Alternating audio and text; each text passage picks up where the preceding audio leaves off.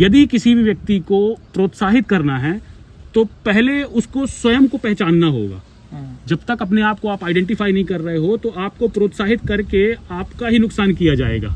आप बताइए, कोई व्यक्ति नशे में है और वो गाड़ी चला रहा है, स्टीयरिंग उसके हाथ में है, तो क्या आप उसको प्रोत्साहित करेंगे कि यार तू लड़खड़ा रहा है लेकिन यू कैन डू इट, कर सकता है तू? नहीं करेंगे ना।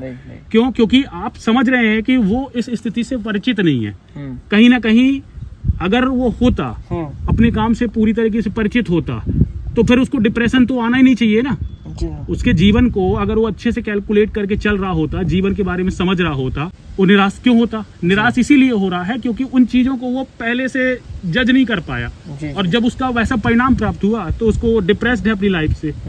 भविष्य में किसी फल को प्राप्ति करने के बाद अगर किसी लक्ष्य से आप काम कर रहे हैं कि भविष्य में किसी चीज का आपको परिणाम प्राप्त होगा, फिर आपका उत्साह बढ़ेगा, तो ऐसे ही चीजें आपको फिर निराश करती हैं।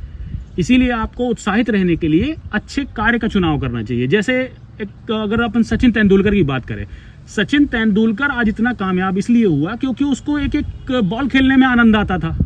ऐसा तो नहीं है कि वो मैच से छूट के और भागता था कि नहीं जल्दी घर जाऊं यार, कहीं घूमने को मिल जाए, कहीं थोड़ा सा छुट्टी ले लूं फैमिली के लिए, और ये सब चीजें तो उसके दिमाग में नहीं रही होंगी ना।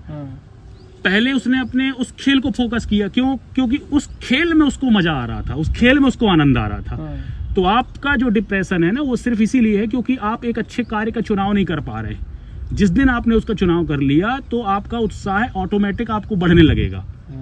पहले आपको उत्साह बढ़ाने के लिए आप सोच रहे हैं कि ये जो बाहर की आर्टिफिशियल चीजों से आप उत्साह बढ़ा लें, कोई मोटिवेशनल गुरु मिल जाए जो आपको दो चार बातें बता दे, तो दो चार बातें बता करके वो चाबी भर के एक बंदर को जैसे आगे बढ़ाया जाता है ना, उस तरीके से आप मोटिवेट होकर के ज्यादा आगे जा नहीं पाएंगे। तो पहले अपने आप को पहचान लीजिए, अपने आप को आइडेंटिफाई कर लीजिए, उसके बाद किसी और गुरु की जरूरत नहीं पड़ने वाली कि कोई आपको प्रोत्साहित करेगा। आपका कार्य ही आपका उत्साह बढ़ाता जाएगा। आपके कार्य के साथ ही आपकी क्षमता भी निरंतर बढ़ती रहेगी। तो उसका सिर्फ एकमात्र यही तरीका है कि पहले अपने विवेक से अपने सही कार्य का चुनाव कीजिए।